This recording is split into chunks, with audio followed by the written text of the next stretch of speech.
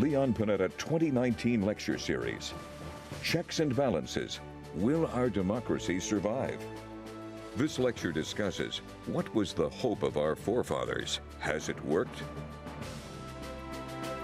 Ladies and gentlemen, please welcome Sylvia Panetta.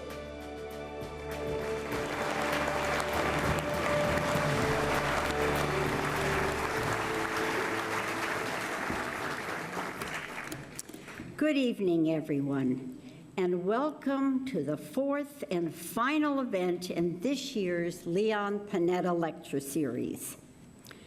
Before we begin, I want to first ask that on this Memorial Day, we have a moment of silence in honor of all those men and women who have died while serving in the United States Armed Services.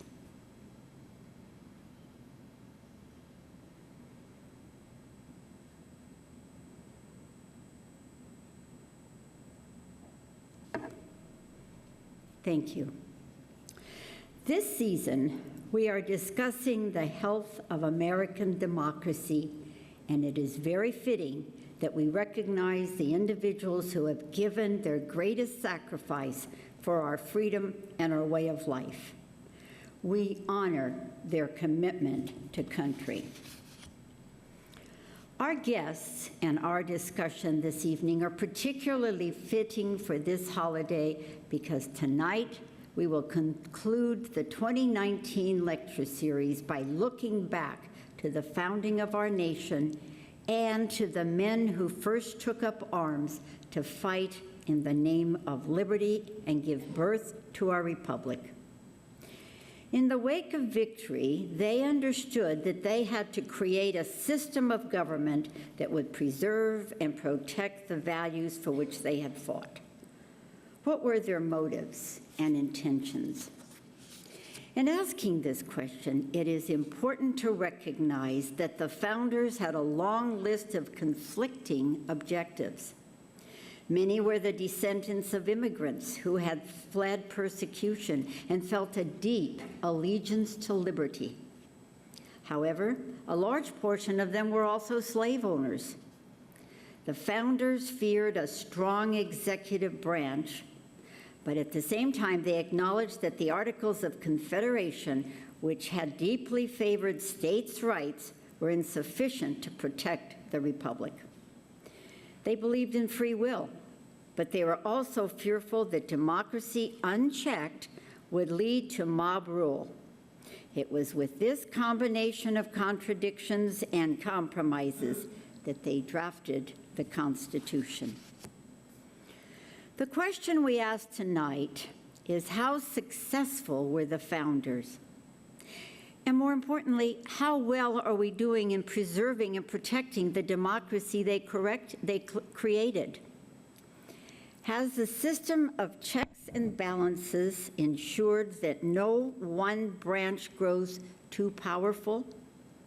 Or has history seen an executive branch that grows more and more powerful and a legislative branch that is failing in its role of oversight? Has the balance between the House and the Senate led to fair representation between small and larger states? Or has it created an environment that breeds gridlock and dysfunction? What was the hope of our forefathers? Has it worked?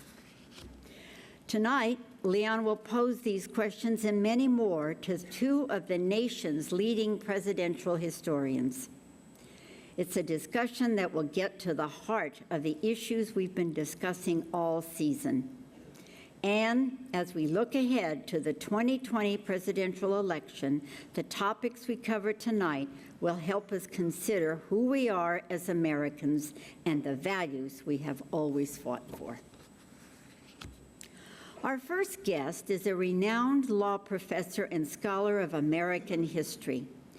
Presently, she is the Charles Warren Professor of American Legal History at Harvard Law School and a professor of history in the Faculty of Arts and Sciences at Harvard University. She has also taught at the New York Law School and at Rutgers University in New Jersey. She has published 6 books, among them The Hemmingses of Monticello, An American Family, which won numerous awards, including the Pulitzer Prize in History and the National Book Award for Nonfiction. She is also the author of Thomas Jefferson and Sally Hemings, An American Controversy, which was a nonfiction finalist in the first annual Library of Virginia Literary Awards. Among her many honors are the National Humanities Medal, a Guggenheim Fellowship in the Humanities, a MacArthur Fellowship, and the National Organization for Women in New York City's Women of Power and Influence Award. She was elected a Fellow of the American Academy of Arts and Sciences in 2011 and is a member of the Academy's Commission on the Humanities and Social Sciences. Please welcome Annette Gordon Reed.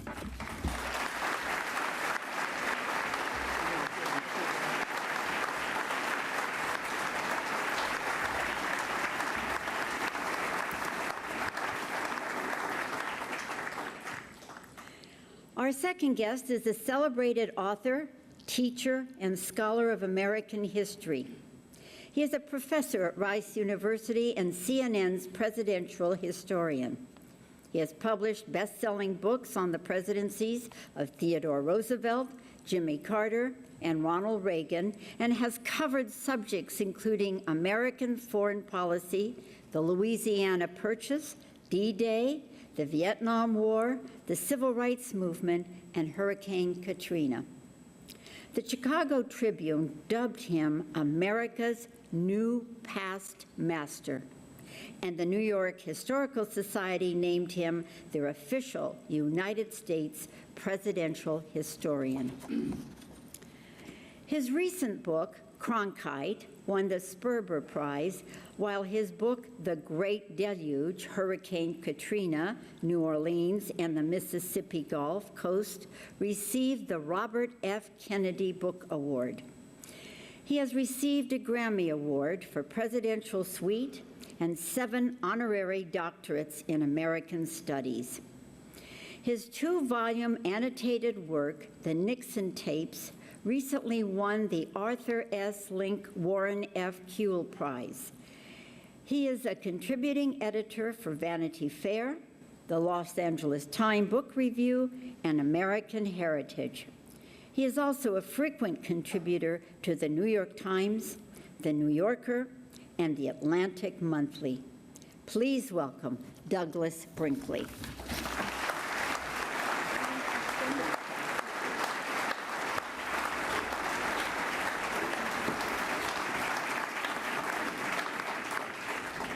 And of course, moderating our discussion is the man who created this lecture series, the former congressman for this district, director of the Office of Management and Budget, White House Chief of Staff, director of the CIA, and Secretary of Defense. Please welcome Leon Panetta.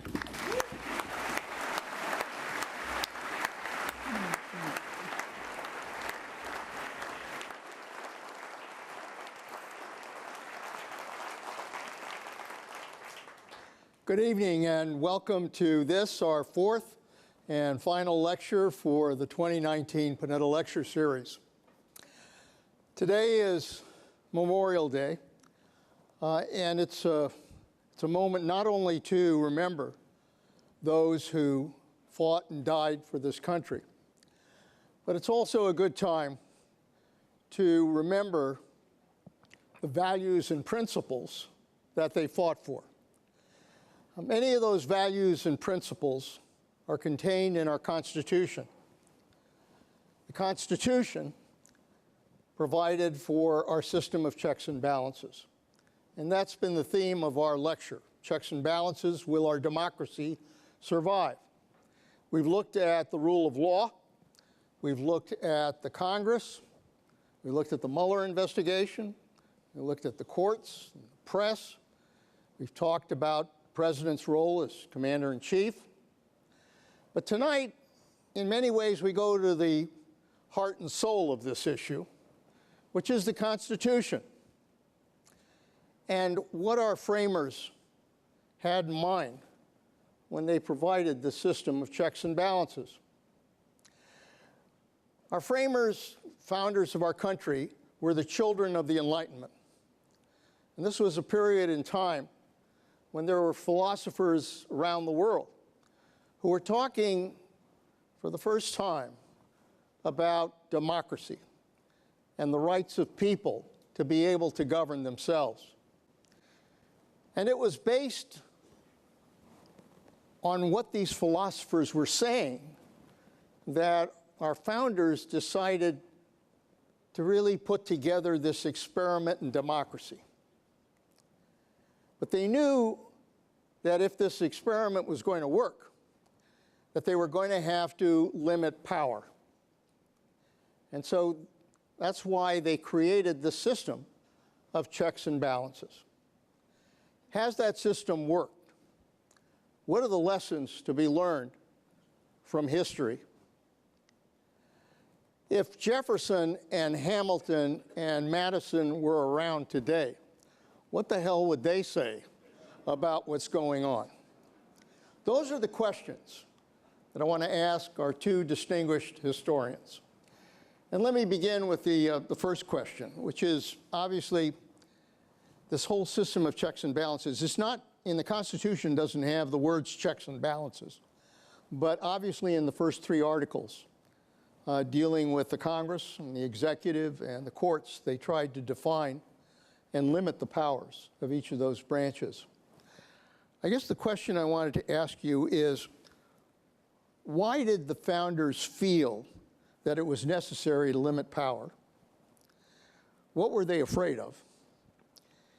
And are their worst fears being realized today with regards to what's happening with our checks and balances? Well, Annette? what they were trying to do and what they were afraid of was setting up a system that basically reconstituted what they'd had before with a monarch. It was a big thing to go from a world in which kings ruled, hereditary monarchs ruled, to a system where the people were supposed to rule.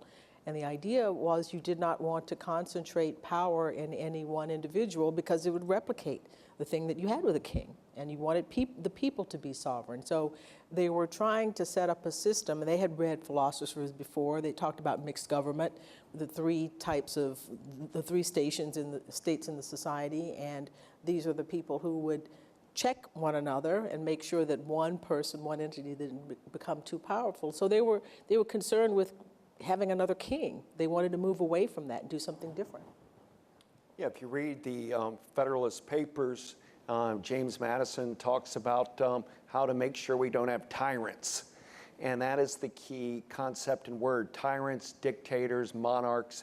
And we decided that this checks and balance in our Constitutional Convention is the smartest way, the best way, based on the Enlightenment principles that you talked about.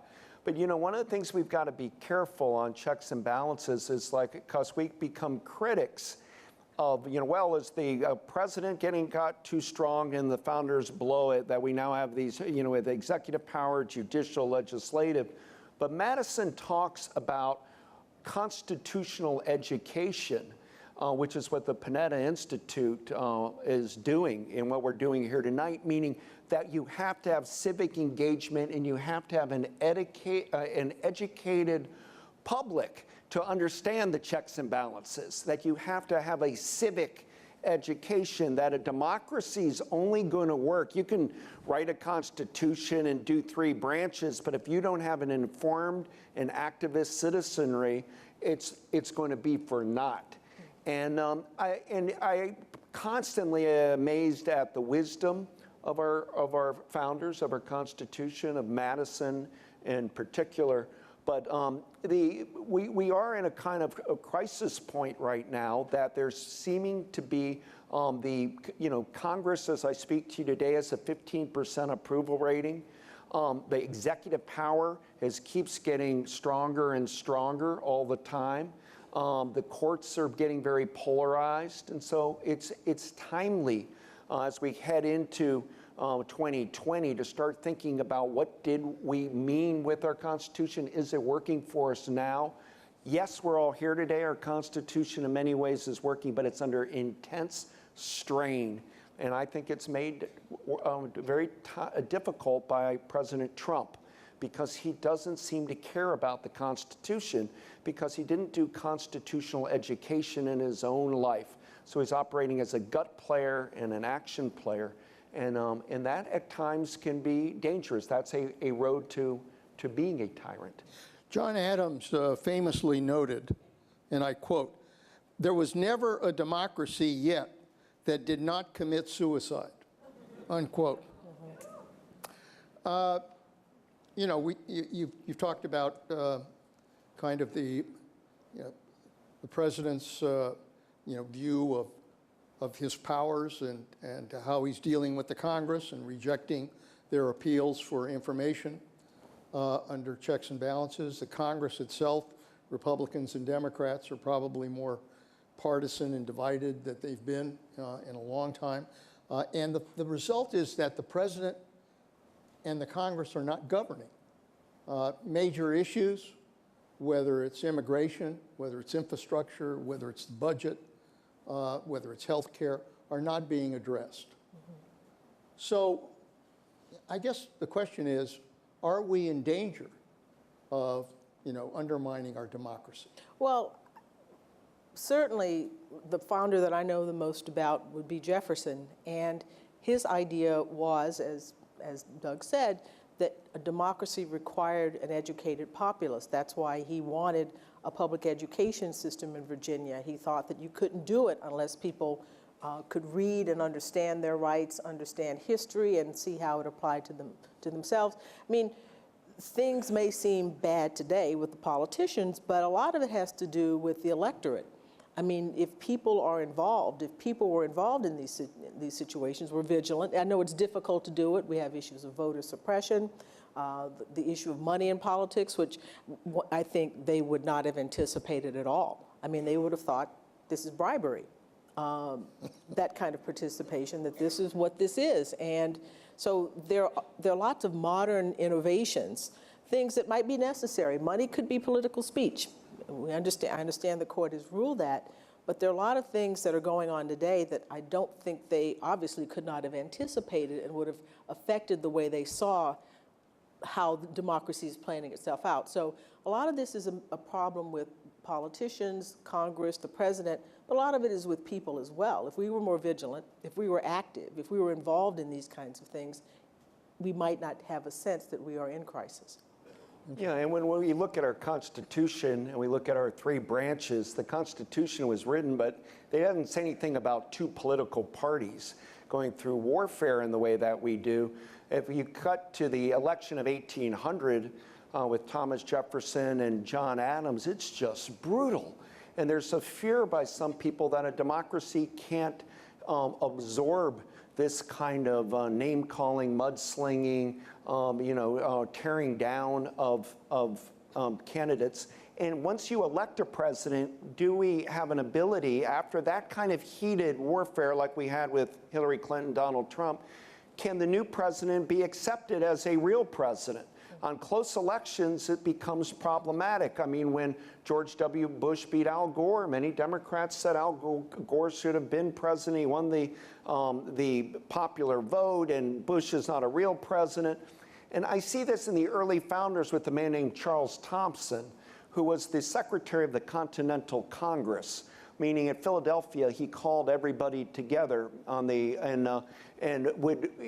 was the one who chose the eagle for our national seal and this sort of thing. And he went with George Washington to his inauguration in New York City. Washington's our first president inaugurated.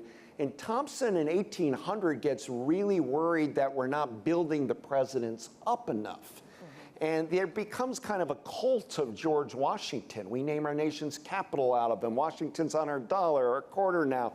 Counties named after him, roads after him. I mean, you go to D.C. and you study the monument. And that was a kind of conscious way to build presidents up. We now save homes of presidents, birthplaces. They become like a super citizen. Not that long ago, was in Plains, Georgia, and was at a house that says this is where Jimmy Carter was conceived. You know, and now we're in a society of celebrity due to television and due to the internet. We're in a celebrity culture matched with the building up of presidents as super celebrities. And these two currents kind of meet, and now we're in the age of the super presidents almost. Well, the system almost gravitates towards that because you can know one president. You can't know all of the people in Congress, and you can't have a cult of personality about Congress as a mass Congress people. You can do that with the president. And so Jefferson, as you mentioned, Washington, Adams not so much, but Jefferson, people can fixate on those individuals, fixate on them as a figure of hatred, but also a figure of intense love. So even though they set up this system of checks and balance, that one person can come to embody the nation in a way that the Congress can't. The president's authority for foreign policy, the face to the world, also encourages all of that. So that was the seed of a potential problem by having this executive, and they really didn't know. Jack Rakoff, as a professor at Stanford, has talked about the presidency as the one branch that people really didn't understand what he could do. How do you have an executive without this person turning into a king? And that was always a fear that might be a possibility. You mentioned this cult of personality. And John Adams, who was kind of short and squatty, criticized George Washington. And he said, George Washington was tall, he was handsome, he looked good in a uniform. He had good breeding. He had a large estate at Mount Vernon. And he basically said it wasn't his intelligence, but his image that got him elected to become the first president. You talked about this kind of cult of personality. The fact is, throughout our history, we've had presidents who've been elected from that cult of personality. Could you talk a little bit about that? And a lot of our presidents that became the great generals. So you have General George Washington, and beyond his looks and stature, they all used to mock Washington, many of the political leading lights, until Washington walked in the room. And then they all sat like this. He was an imposing figure, but whether it's Andrew Jackson or William Henry Harrison or Ulysses S. Grant, we could go Dwight Eisenhower. So many generals have become presidents, and even we would build up the military service here on Memorial Day was a big calling card for being a president. So much so that Theodore Roosevelt, becomes the Rough Rider, and as president wants to be called the Colonel. And John F. Kennedy builds a campaign on the PT-109 experience in World War II and the like. And so you constantly would use war heroes were the big coin of the realm in much of American history. Not all, not Lincoln, who talked about not firing a weapon in the Black Hawk War, but it was a big deal. Who are our celebrities today? Who are the larger than life figures? And somebody like President Trump has been in the public consciousness since the 80s. He was a celebrity. He was a celebrity. And The Apprentice coming into your homes. And so the thing we have to watch is that we're not turning just looking for presidents. Like I'm hearing many people say, the only person who could beat Trump is Oprah Winfrey. That might be true. But we're getting into this sort of, this powerful president that's using new types of media to be beamed into our homes. No question of the founders could have taken in the power of television and how TV has changed things. When, it's the oldest story in our American history, Cold War book, but when John F. Kennedy debated Nixon in 1960, that was the first presidential debate in American history, not the first televised, but first presidential ever. And it was on TV, and people listening on radio thought Nixon won, Kennedy TV. And you started getting television being this major factor, and many of our leading presidents have had to be telegenic. And John Adams, who we just mentioned, and why he was harping, he wasn't telegenic back then, and he wouldn't be telegenic right now. It doesn't mean he's not meant to be president or doesn't Well, have it kind of does. Yeah, well, it does, unfortunately, maybe. I mean him in particular. Yeah, and him in particular. But I mean, the last thing I'll say, there's a frustration that sometimes the best people aren't who becomes president, that we're not finding the best of the American pool. Well, it's interesting. I mean, back to Adams for a moment. I mean, Adams was sort of jealous of Jefferson as well. He said Jefferson was Apollo, you know, that he would be, you know, Vulcan to Jefferson's Apollo, because of Jefferson was tall. Jefferson was taller than Washington, and he, you know, he's a philosopher, all these kinds of things. But the point is that they were leaders who became not cult, but people had that kind of adoration for them because of a particular zeitgeist of the time. For Washington, Washington was the only person that all members of the colonies respected enough to be the leader, and so it made sense afterwards that he would become president. Jefferson, in 1800, leads what he says is the revolution of 1800, because we were actually trying to take the government back, they thought, for the people, because Jefferson believed that the people should be sovereign. So the people who felt that looked at him almost not as a god, but as a cult. There was a cult of Jefferson. Jefferson had an age basically from the time of his presidency up through Jackson. Jackson saw himself as a Jeffersonian. We haven't had that kind of political influence of one person ever again since that time period, but it fit in with the needs of the country at the time. The country thought it was, well, white males were getting extra power, and you had the democratization of politics. So these kinds of leaders come and they latch on to the public consciousness because of the context, where people are at the particular moment. So the people are critical. I mean, the actions of the people, the beliefs, the thought processes are critical for the leadership that we have. Yeah, so star power makes a difference. Yes, star power makes a difference. Can I just say how important it was that Washington stepped down? What a moment in history that he didn't cling to power, and he showed democracy in action, not by studying Locke and Montesquieu. When people were begging him to stay on to keep the country united, he said, no, I'm going to have to refrain from that in order for democracy and the transition to kick in, and we owe Washington a lot for that. And it's true, the good fortune of having a number of people who could have been president. I mean, there was somebody to hand it off to, not just thinking that there was going to be chaos. Any number of people could have been president during that time. It could have been Aaron Burr. Let me ask you about, that's right. Let me ask you about kind of, you know, the Constitution, I think, was recognized that in and of itself, it was not going to be enough.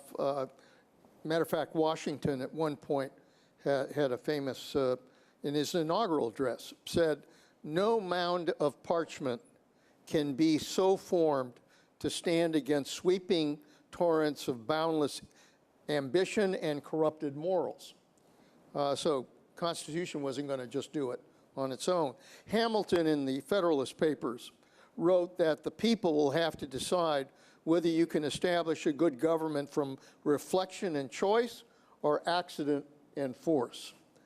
The founders knew that the Constitution itself would not be enough. What else were they banking on to basically make this democracy work? Well, different people were banking on different things. Hamilton was banking upon an elite that would tell the people what to do, that would govern. Jefferson was banking on the people. I mean, he had a faith, almost to the point of naivete, you might say, in the people. And he said when things would go wrong, the people would make it right. So they were counting not just on the honor and the intelligence and the talent of individual people who happened to hold office. Jefferson, I should say, was counting on the people to keep those people honest, that if things got out of whack, the people would make the kind of adjustment. So it wasn't just the things on the paper. Words are written on the paper, and it was also a belief in those words in the paper, the notion of the rule of law, that since you had a republic and not a monarchy, you would have the chance for individual people to make their feelings known and that they had to participate. I mean, it was sort of a sense that people would like politics as much as he did. Now, that's not true, but they would be as involved in these kinds of things, because surely if you got rid of the king and you gave these people power, they would want to exercise it. So they're thinking about, he was thinking about the Constitution as a framework. He actually thought that there should be a new Constitution every 19 years. Didn't have to be specifically 19, but the idea is, he said, the earth belongs to the living. And the idea is that every generation of people should write its own story about what they wanted for their government. They should not worship the Constitution as if it were some sort of sacred text. You should be able to look around and say, what is it that we believe now? People today should not be ruled by the dead hand of the past. Now, Madison writes him back and says, well, after he writes this to Madison, after Madison has labored hard to put together a constitution, Jefferson's over in Paris saying the earth belongs to the living and we need to redo this thing periodically. But the idea was that people should be involved. That was his critical thing. Hamilton, not so much. The idea was that there would be an elite. Hamilton wanted, at first, an elected, the president to serve for life and the Senate to serve for life.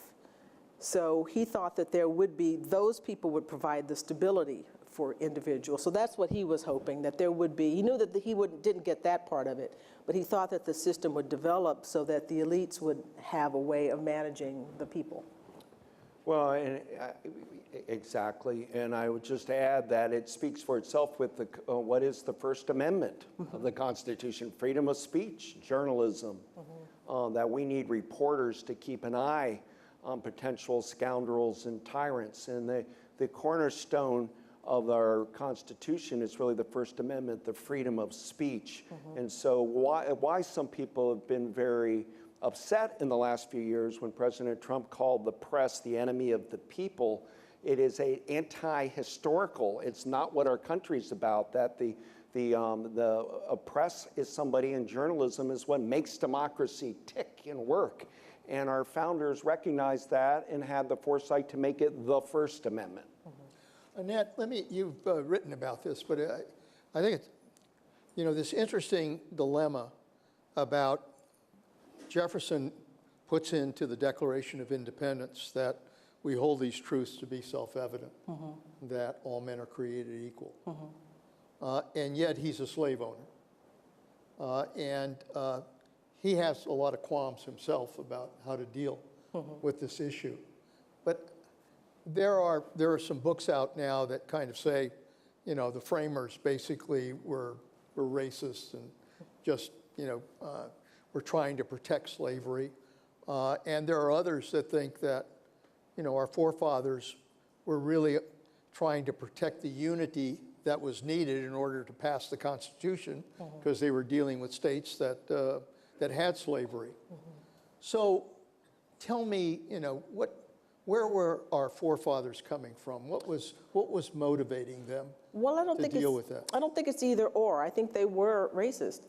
White supremacy was the order of the day at that time period. There's no question that that's the way they felt. And when they created the Constitution, they were trying to bring the Union together. So those things fit. They're not in contradiction with one another. For Jefferson, Jefferson was not involved in the making of the Constitution. As I said, he was off in France. He thought it was a good compromise, and with the Bill of Rights, the best that could be done. But there were states, that South Carolina in particular, that would have walked or said they would. It would be interesting if they'd call their bluff and said, okay, you go and you face the British by yourself as a colony. But they didn't. They said, no, we want a union. And they compromised by having, the 3/5 clause, the fugitive slave clause, those kinds of things that recognized slavery, gave Southerners what they wanted at the particular time. And it was a compromise to bring about the union. But it didn't work, obviously. It didn't take, it was, in terms of history, the blink of an eye before they broke up because of that very, very issue. But they patched together something. For Jefferson, it really was, this was a person who started out as a young man, seeing himself as a progressive, being anti-slavery, trying to submit a bill for gradual emancipation in Virginia. That's rejected.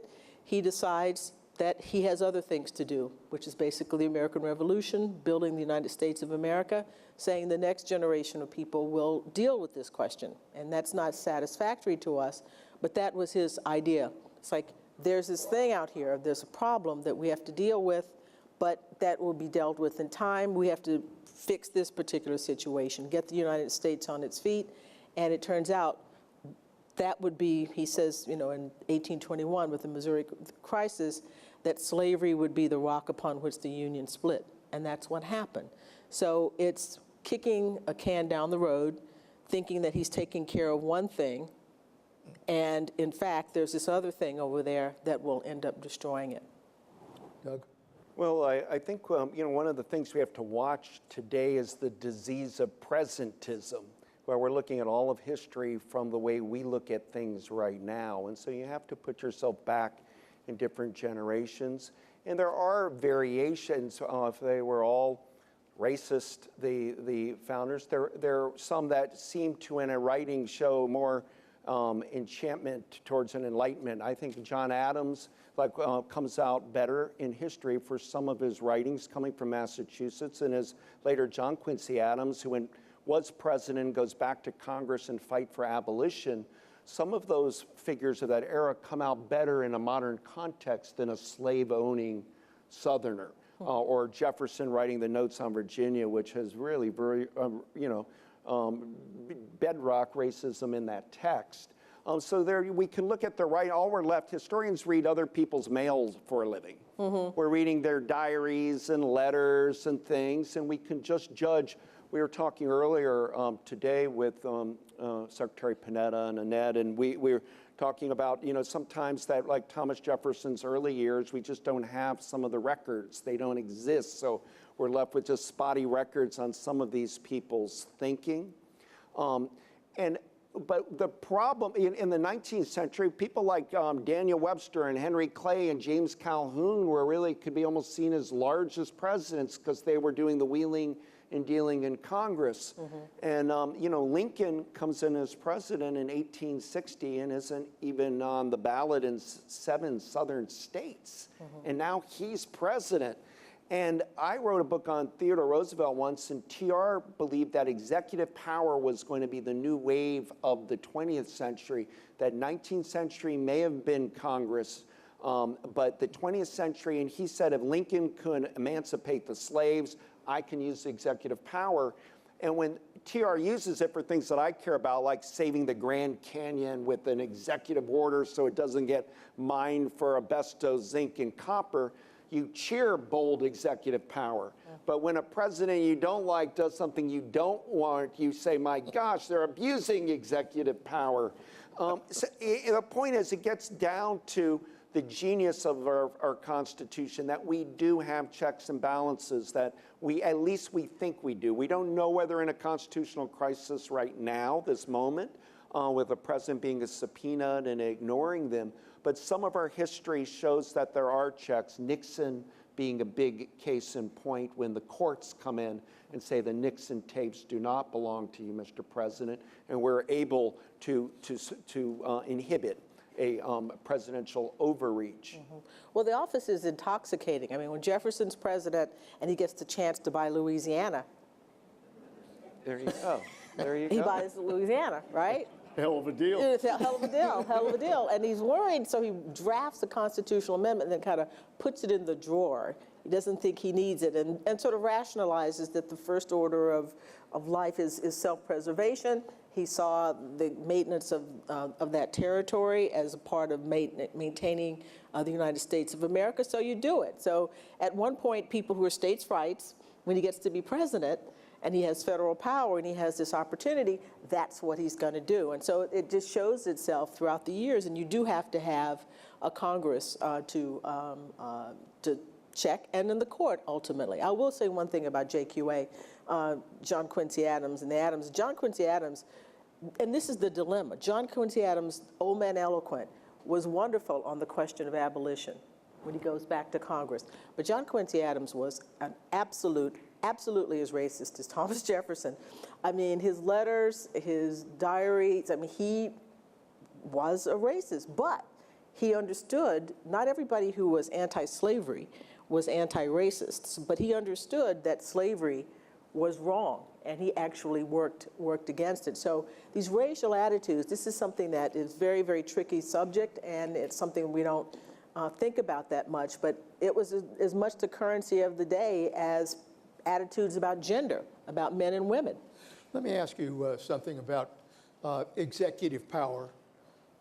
It strikes me that throughout history, you know, and I understand that Congress had its moments, you know, during the 1800s, but what I sense is that there has been a gradual erosion of power from the Congress to the executive.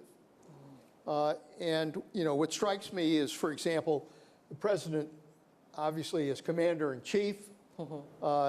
There have been presidents that pretty much on their own made the decisions to go to war, whether it was the Mexican War, Vietnam, Iraq, what have you. Presidents have made those decisions. Constitution requires that the Congress declare war, but presidents still go ahead and do that. We now have seen that presidents are using emergency declarations. So Obama used executive orders. President Trump is using an emergency declaration to give arms to Saudi Arabia and UAE and to build a wall on the Mexican border. Has there been an erosion of power from the Congress to the executive branch? I think there has been an erosion of it, but it's, you know, the growth of the imperial presidency, as Arthur Schlesinger Jr. called it, has really been a mainstay since the days of Theodore Roosevelt. But it doesn't mean it's just pure presidential power all the time. The courts and Congress can step in. For my great political hero, Franklin D. Roosevelt, for example, won in 1932 the presidency. He did all these New Deal reforms. Some made it through Congress and some didn't. But then he gets elected in 1936, and he's so full of power that he says, you know, the courts are starting to stamp on me. Why don't, and I see which justices there are, so why don't I make it from 9 Supreme Court justices to 15? And I'll be able to so-called pack the court with 6 pro-FDR New Dealers. That's hubris, right? That's real presidential hubris. But his own party starts calling him accountable. Some Democrats said that's overreach, meaning people in Congress started pulling in their own president. And of course, it melts away. We don't have that done because of checks and balances. So the hope is that when a president does these overreaches, we have safety nets with Congress, as you see the subpoenas coming to President Trump, and then the courts. Now, if it happens that the courts get so politicized that they can't have judicial leaning at all, and Congress loses faith in the American public, that 15% approval rating doesn't go in the right direction but erodes, then we're having a problem where the president is seen as the sole face of what the United States democracy is. And Donald Trump says it in exact quotes. He says, I've got all the power. I'm it. He really believes that he's it, and these are just gnats that are bothering him other places. But when he does try to do with the border wall, the courts, and some of his immigration bans, the courts have stepped in and said, slow this down. And things can get slowed down in the court system quite effectively to make sure that the American public really thinks that this kind of presidential overreach is acceptable or not. In Nixon's case, it was deemed unacceptable. But in Theodore Roosevelt's case, people accepted it, and much of FDR was accepted. But there are people today that will say Social Security was presidential overreach. And, you know, it's an ongoing conversation that we have, and it's healthy as long as each branch of government is doing its job. Well, it's interesting because in all of the situations you mentioned about presidents going to war, Congress has the purse. And if they really didn't want it, they could cut it off. But the difficulty is that when the president is acting as commander-in-chief, people want to support troops. They want to support people who've made the decision that they're going to be, and they're not going to do it. So even in those situations, there is the power to do it, but the politics of the situation will not allow it. Yeah. But the framers gave an answer to that, and that is cut off the funds, but they're not going to do that. Before we're at that point where we're going to be going to the questions from the audience, but before we do that, I want to ask a broad question as historians. When you look at the lessons of history and whether history repeats itself, if you look at today and then look at the 1930s, there clearly is an increase in nationalism, in authoritarianism and its impact. Anti-Semitism is now growing, increasing dramatically, not only abroad, but here in this country. There is the whole issue of trade wars that are taking place now. In the 30s, it was Smoot-Hawley that tried to restrict our ability to engage in trade. Isolationism, there was the whole America First movement in the 1930s, and President Trump has talked about America First and kind of withdrawing from our responsibilities in the world. We know what happened in the 1930s with Hitler and Mussolini and ultimately World War II. I guess my question is, are there these similarities today to what happened in the 1930s? And will history in some way repeat itself? Wow. Well, in the United States, I mean, there was in the 1930s, as you mentioned, intense anti-Semitism. I mean, Nazis holding rally in Madison Square Gardens, and we had to go through that ordeal. And I do worry that the danger is that we have a sleepy voting population, that we don't have enough civic engagement that allows, I mean, in many ways, American life is much better now than the 1930s. I mean, look how, this is pre-Lyndon Johnson, Martin Luther King, 60s civil rights. Latino Americans were treated as dirt. Native Americans had no land rights whatsoever and were being abused. I'm not saying those problems still don't exist, but the good news is we've made a lot of progress since the 1930s. But there is this strange feeling of authoritarianism in Europe and Latin America, and this idea of these big power players and who's a real American and who's not, and a misreading of what American heritage is in the sense that I thought the great thing of your former boss, Barack Obama, did was start trying to open up the net of history. He signed bills to create national monuments for Cesar Chavez in California, Stonewall for LGBTQ people in the site in New York, Harriet Tubman sites, Buffalo Soldier site in Ohio, Native Americans at Bears Ear, Utah, meaning Obama administration was saying we can open up the net of history and understand it more and be more inclusive. And now you feel this like backlash to that, and that there's something going on that the entitled class, perhaps it's white, a certain amount of white Americans that feel that they no longer are going to be a majority, that it's going to be a 60% or more non-white America, and that it may be a last gasp. They're grasping for the last privilege, perhaps, or.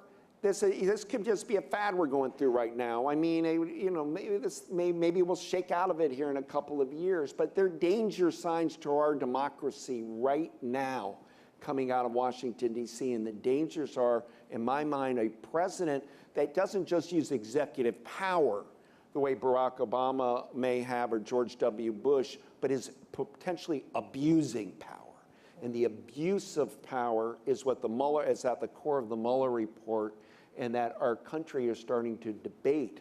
But it's such a weird term, abuse of power, that what exactly is it? We're feeling it going on, but we're not sure where it is. So I think it's time for all people with democratic impulses to be on red alert, to get excited, to participate in local government, state government, national government, and start cherishing democracy. We may have all, including myself, gotten lazy that this gift of our founding and our constitutions just being passed on. But it turns out you got to keep fighting for the principles of democracy in a world filled with dictators and autocrats. No,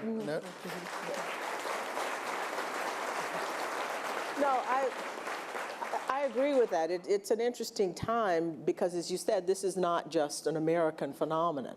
Europe, Great Britain, UK, continental Europe, all of those places are in sort of turmoil. A lot of it has to do with immigration, the Iraq War, which unleashed refugees, which unleashed immigration, sort of a domino effect to things.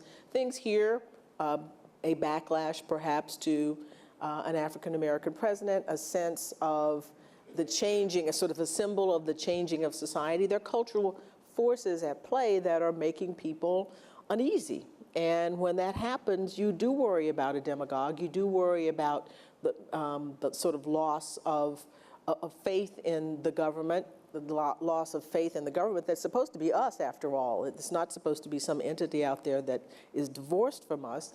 The idea of the founding, as we said at the very beginning, was that people would be involved and people would keep politicians honest. And so it's not so much that I think we're going to go back to the 1930s, and you're right, this could just be a fad, things could go away. I don't think so. I think that the upheaval, the changing of the nature of work, what are you going to do with young people? What's going to happen in a world where many of the jobs will be done by artificial intelligence?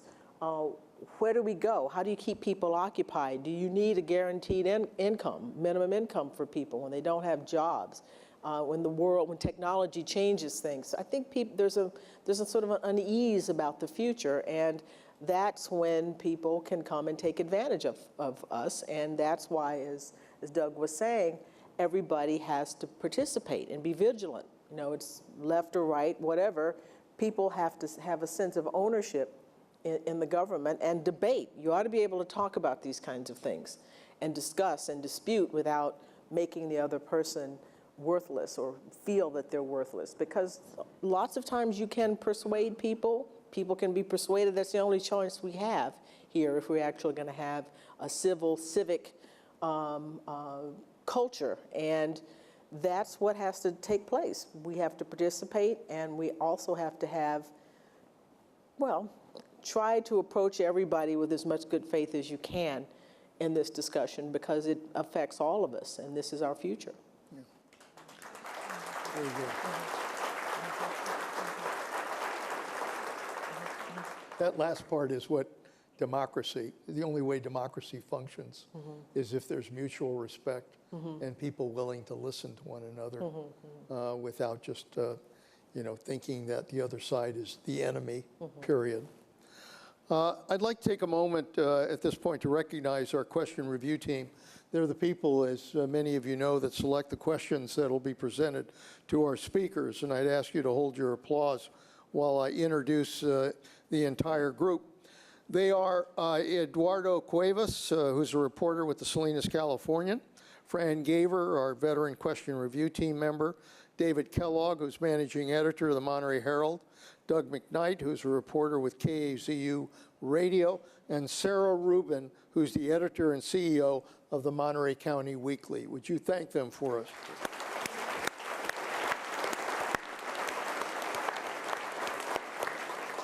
I'd also like to take this time to thank our sponsors for the Panetta Lecture Series. We've had a great season this year with our lecture series. We've had wonderful student programs. We've had 3 great student programs. We've had a high demand for tickets, incredible guests, and very thoughtful and important conversations. None of this would be possible were it not for the support that we receive from our generous sponsors. So if you would please join me in thanking them, I would appreciate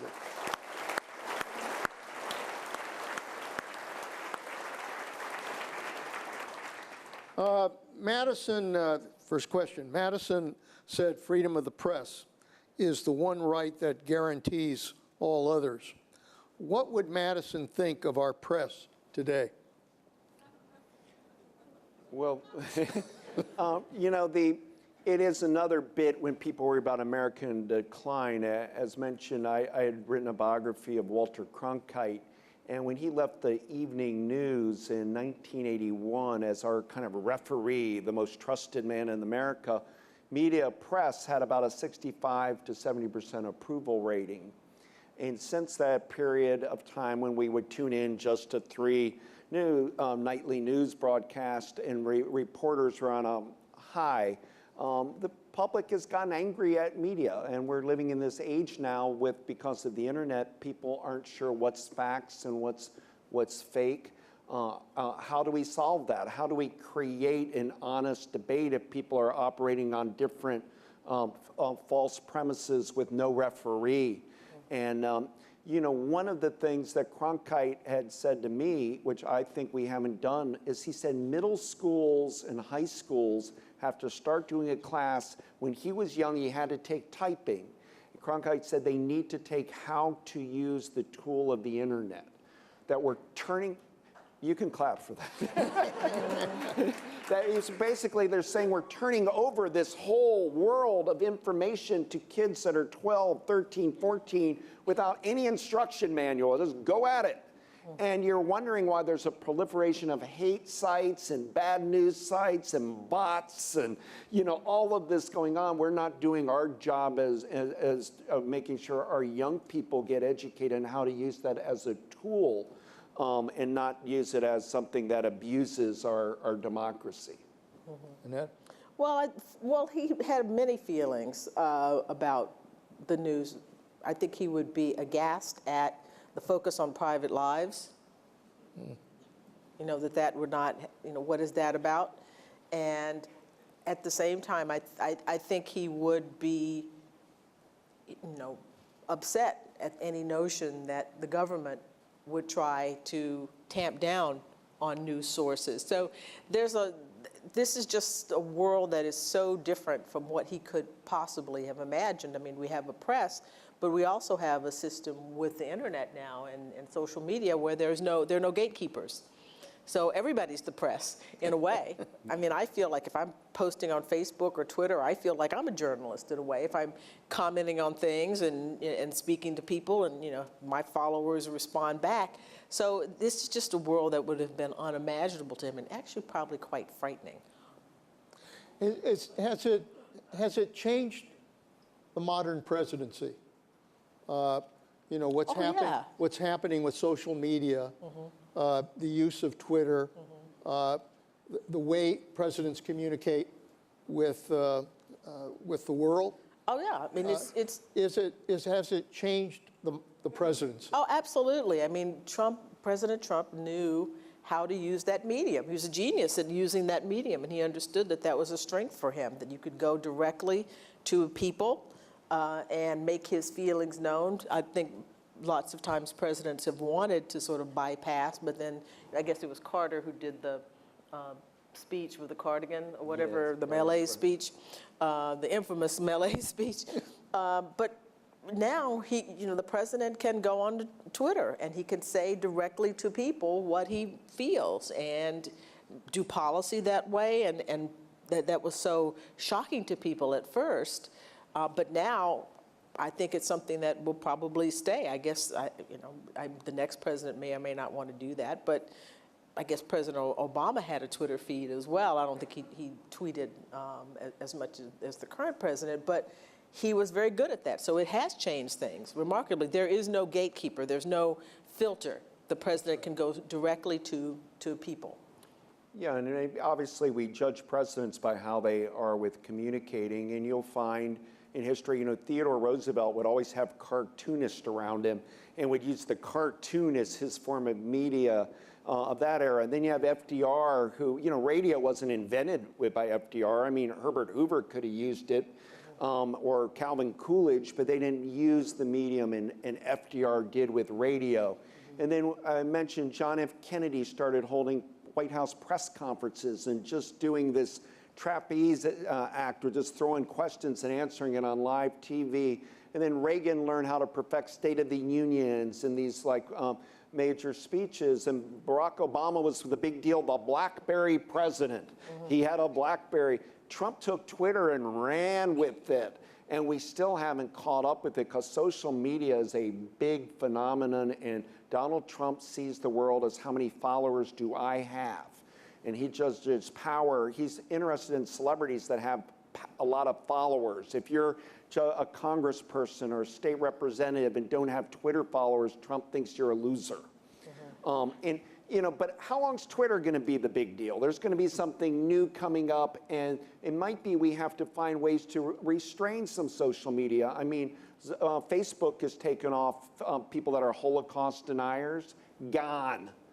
You know, it's you know, freedom of speech has its limits. You can't go into theaters and scream fire when there isn't one, and the internet has not been patrolled properly, and we're going to have to figure out in this cyber age how to make sure that we're not being overly abused with hateful anger, you know, language, without also losing our great gift of freedom of speech. It's tricky. Hyper-partisanship has occurred and reoccurred over our history. Is this time different? And if so, how is it different? What causes these periods of hyper-partisanship? I would just say that you know, I don't recall Thomas Jefferson, as bad as it was in 1800s, screaming, "Lock him up." I mean, that was a pretty brutal election we just went through. We've had others that have been brutal, but the amount of name calling at this late in the 21st century, a kind of a degrading democratic experience in many ways. I think we've got to kind of not applaud people that just say outrageous things. We're in a culture now where the most outlandish thing you say gets coverage, where the sensible people that are trying to do compromise and make government work are considered dull and boring, and that's a problem. We're favoring sensationalism over understanding of how our government's supposed to work, the civic necessities we need to function as a democracy. Well, I think in periods of scarcity, there's a heightened sense of partisanship among citizens. You know, in the 50s and the 60s, when America was doing very, very well, people could be magnanimous. You have the civil rights movement. You have there were people who were opposed to that, but you feel freer to move, I think. But when people feel that they're losing something, whether it's an economic position or status or whatever, that brings out a lot of extremism, that people feel that they're trying to protect themselves in some sort of way. And I think when the question was, why does it recur? There tend to be moments when people are anxious, they're at ease, uneasy about something, whether it's their economic status, their social status, or whatever. A feeling of loss, the possibility of losing things, you want to band together with your team to make sure that you win. And I don't really, sort of interesting, the founders disliked the idea of faction, but it's sort of hard to imagine how they could think that you would not at some point come to have a different sense of what the public interest was. Alexander Hamilton and Jefferson had very different understandings. They were both revolutionaries, but they had very different understandings about what that revolution was about, what it was supposed to achieve. And the 1790s were brutal because of that, as they were trying to work that out. What was the revolution for? What it should be the direction of the country? And again, once you get rid of a king, that one force, the person who's and king and parliament for Britain when they got to that point, and it's the people, they're going to hash these things out, and you're going to have these moments of extremism going from one position to another. Have we ever in history had this kind of extremely partisan behavior by both parties? I mean, this is really as partisan as I've ever seen it in my lifetime. Have we seen that before? Not in our lifetime, but obviously in American history, it's been a lot worse. I mean, you know, in the 1850s, for example, people would in Congress wouldn't just insult, they could cane each other, beat them. And I mean, and then of course the Civil War speaks for itself when you have our country torn apart and 600,000 plus dead, and you know. So there are a lot of times when the politics I think are worse than right now. In the 60s, it was rough, hawk and dove, and the establishment versus the counterculture. But what's a little bit odd right now to me is that, you know, like when Barack Obama was the president, a lot of Republicans didn't want to be in a photo showing that they did any accomplishment with Obama because it wouldn't play back in their district. You know, and Democrats certainly now don't want to be seen running with being around Donald Trump. So it's become that partisan country that people are saying the president represents only my faction, not both factions. And it used to be presidents would at least try to do an olive branch. I mean, we're here in beautiful Monterey Coast, and we talk about California in the 60s environmental movement, and it's stunning to think that Richard Nixon created the Environmental Protection Agency. Nixon created endangered species and clean air and water because he was listening to a Congress that was, you know, instead of just saying they're all out to lunch, there was still a feeling of compromise. Part of it is modern transportation. Congress, people in government want to leave and flee. It used to be without easy modern transport, people would stay in DC, have cocktail parties, talk and negotiate a little bit more. So this partisan divide right now, I think, is the worst in the audience's lifetime, not anywhere near comparable to something of that Civil War era. Annette, were the Federalists and the Republicans, you know, highly partisan? No, well, yeah, they were very nasty. I mean, they didn't say lock him up, but they said that Jefferson was dead. The Federalists sent out a rumor that said that he died, and so there's no point in... Oh, fake news. Fake news, yeah, fake news. Oh, fake news has been there forever. I mean, you know, Benjamin Franklin made up these massacres and had them printed in the newspapers, massacres by Native Americans that never happened, sent them out. So yeah, no, the Federalists and the Republicans were very, very nasty to one another. I mentioned before, at some point, there was a thought that because Jefferson and Jefferson and Burr tied, and there was some sense if Jefferson wasn't seated, there would be a civil war. People were talking about raising armies and stuff if what the people, the intent of the people was not actually carried out. So yeah, there have been other partisan times. You mentioned the 1850s, Charles Sumner getting caned and so forth. But you're right, it's interesting now that we've come to a point where people don't, after a period where people did do some things together, don't even want to be seen in the same frame. A lot of it has to do with money in politics. I mean, the way people and districts that are drawn for individual people and that they're going to be incumbents to go forward, safe districts that they're going to go on. If they really had to face a public whom they had to convince, this thing I said about persuasion, that changes you when you know you have to make the case to lots of different people. And it moderates you and it makes you think about different ways of solving problems. And a lot of them don't have that, so they don't really need to appeal to people in the same way. Yeah, and look, it used to be that people, ever since FDR, let's just do modern times, the belief that the federal government was here to be your friend and was going to do something. It was controversial, but FDR could do Grand Coulee dams and Tennessee Valley Authority and Social Security, and government is going to help the little people, the person struggling, federal government.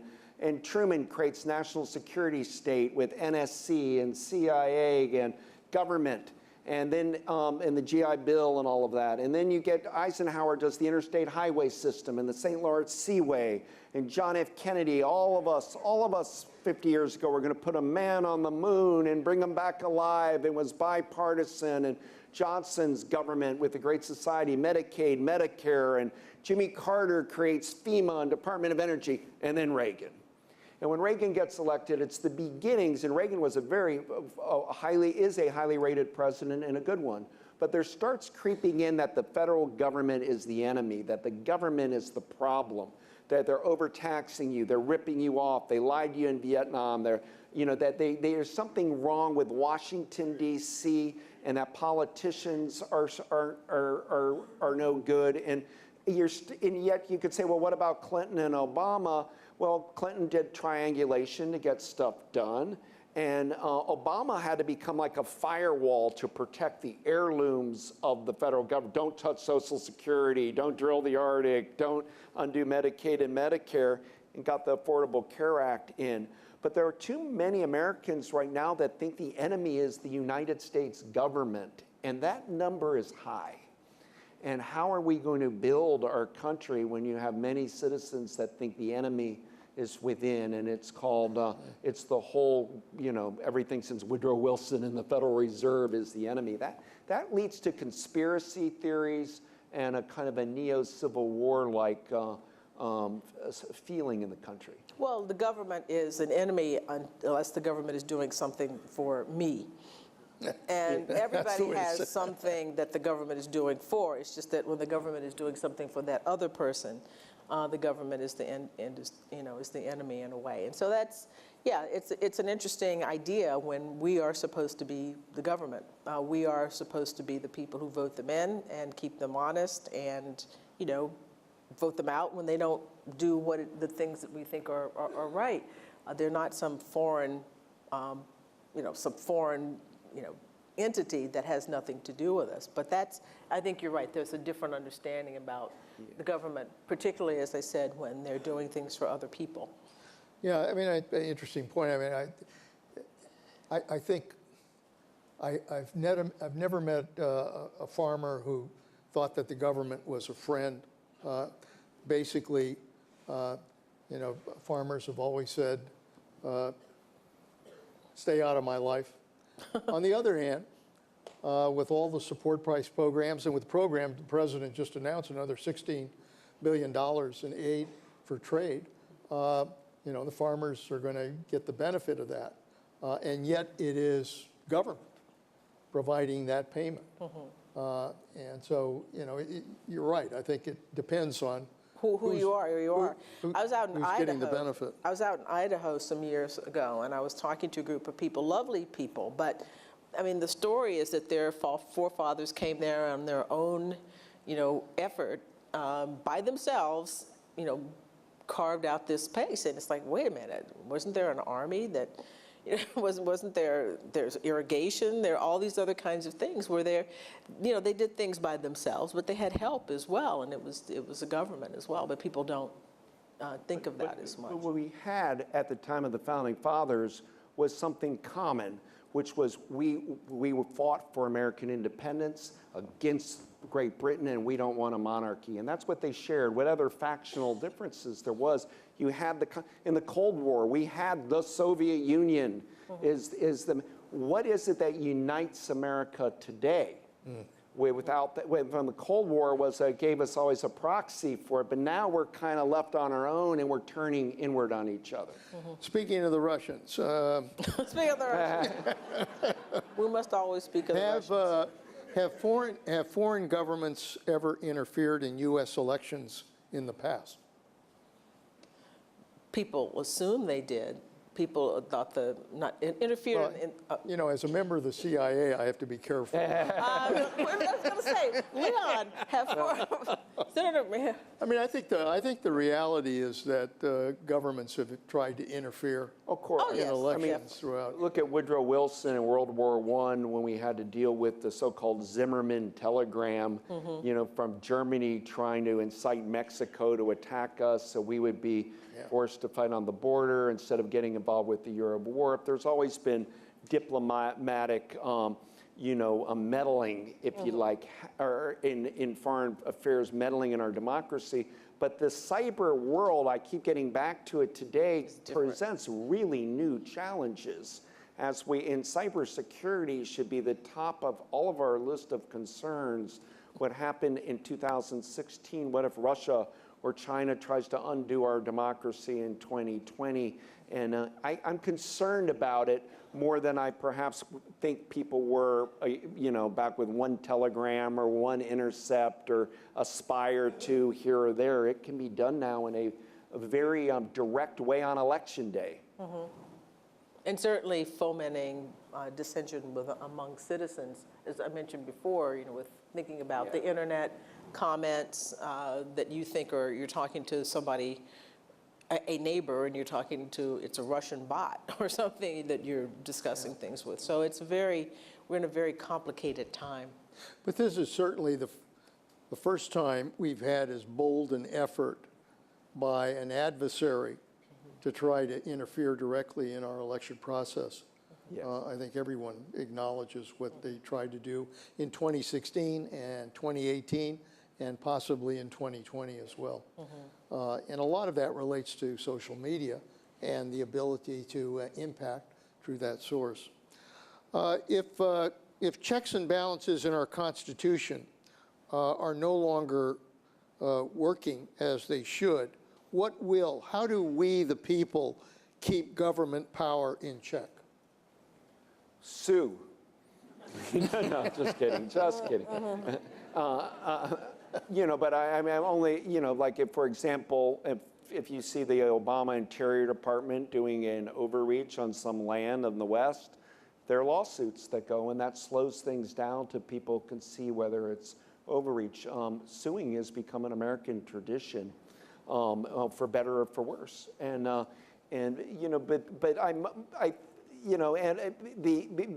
legal law has to prevail. We cannot act like anybody is above the law. The president has certain rights, but the idea that a president can never be indicted is to me a frightening proposition that we haven't had to really contemplate. We've had Warren Harding problems and Andrew Johnson problems, but the Donald Trump problem is quite large because of his trying to be he has a dictatorial bent that needs checked a lot, and it's the courts that are going to have to do the checking in the immediate realm. I think contacting your congressman, being involved in politics, voting, making your feelings known about these kinds of things. It would matter to you if constituents contacted you. People can't take things for granted. I think there's such a complicated world, and we're all busy, and we have so much to do, and the thing seems to be running without us, but it's really not. It is not running well without us. And so I think the only thing you can do is participate, is to be vigilant and really look at things and make your feelings known. Not just by voting. Voting's important, but coming out to meetings, meeting congressmen, writing to them, doing that kind of thing, letting people know that they're out there. If they become too complacent about all of this, and the system just drifts away. This is an interesting one that raises the issue of states' rights, but how would the founders interpret states' rights and personal property on the issue of abortion bans in Alabama and Missouri? Go ahead. You want to? How would the founders? Well, I mean, during the founders' period of time, states' rights. In the founders' period of time, abortion was not illegal before quickening. So this was not something that would have been considered to be a private matter. Now, all the different founders would have had obviously different responses to that. They all had different, viewpoints about matters. Not just, and abortion would not have been something that they would have been thinking of. I assume they would have assumed that if this were something criminalized, that would be a state right. States deal with criminal law. Yeah, and we're dealing with gender and evolution and ideas of gender. I mean, the 2020 will be the 100th anniversary of women's right to vote. So we're talking about founders and their wisdom, but women were excluded from everything. And even in 1920, women were, the culmination of all that suffragist fighting and still it was really white women that were getting the right to vote in 1920. It took the Civil Rights Acts of the 60s to push it forward. So I don't know if the founders had a conception of woman power that we have today. But look at how many women have just become part of the class of 2018 in Congress, and women are getting into politics more and more, and that may be where the future is, because women may be able to compromise more than this kind of ugly thing that's been going on the last decade. More women in politics will be a good thing.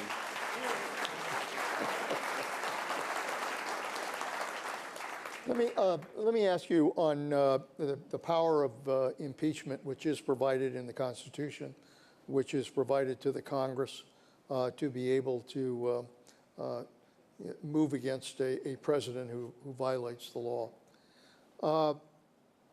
The reality is that no president has been impeached in terms of having a Senate conviction and removed from office. We've come close. Nixon is probably as close as we've ever come. But generally, it's a political process.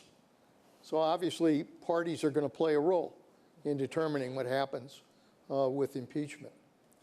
At the same time, the Justice Department has said that a president cannot be indicted for violating the law during the time that that person is president.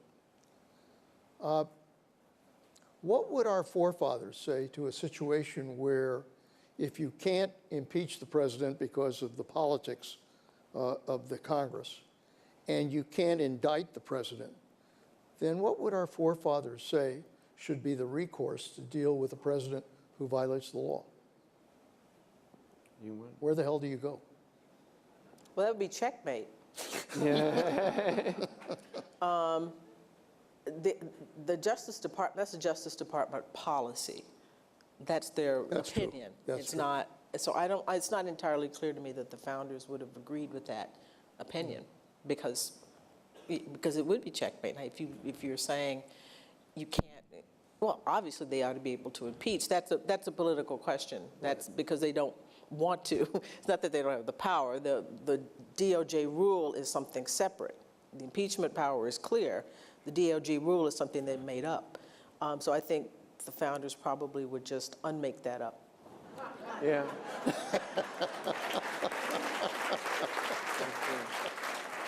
Well, just with, the question is, did President Trump obstruct justice? And people are arguing with that. This is the fight within the Democratic Party right now, whether to impeach Donald Trump. There's a group of Democrats that are saying what Mr. Panetta is, this is tough. No president gets ripped out of office.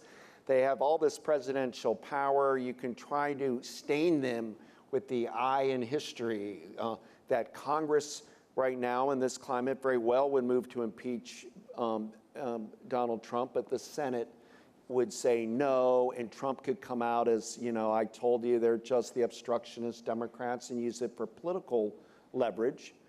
But on the other hand, there's another group of Democrats who are saying we must impeach Donald Trump. Now, if we really do believe it was obstruction of justice and where our subpoenas aren't being answered, and what are we telling young people if we don't go forward in our exercising of our belief that a president had abused power? So it is a tough question, and particularly when you have electoral politics ramming up right against it in 2020. Do you operate with your head, your heart, and how much political concern sway? Yeah, I would say about the DOJ, the DOJ policy, I should just say, doesn't just apply to the current president. The interesting nature of that applies just in general, this idea that any president, what they do could not be indicted. I just find that a fascinating one, and that's whether the current president or anybody, where does that policy come from and what is the purpose of it? Let me, as we get close to wrapping up here, as historians and with 250 years of hindsight, if you could go back to the framing of the Constitution, what, if any, changes would you make? You're asking me that? Well, first I got to say there's no slavery, all right?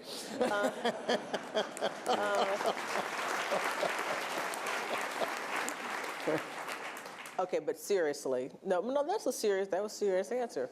I would have a parliamentary system. Doug? Yeah, I think that the problem with it was the kind of litmus test to who was a real American right out of the gates was a problem, that you had to be a white person and of a certain kind of economic bearing to become a member of the Continental Congress and then to be a founder of our country, and it excluded so many people, not just African Americans with slavery, but the horrific treatment of Native Americans of that era, and that they were seen as not human and subhuman, and this is always embarrassing when you want to celebrate. Would you do anything about the Electoral College? We were talking a little bit about this earlier, and it is frustrating for people to realize that every vote doesn't count, in the sense that if Hillary Clinton beat Donald Trump by 3 million votes, she's not president due to the Electoral College. But I think the Electoral College is here to stay.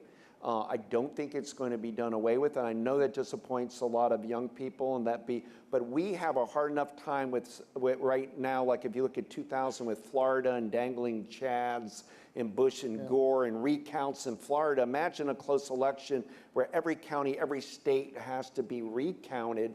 It could wreak havoc, let alone the proposition that if you do away with the Electoral College, that politicians will only play for big urban areas. And that, what would you say? If we go back to the beginning, I would say I would not have it. But I think he's right. At this particular moment, it would be hard.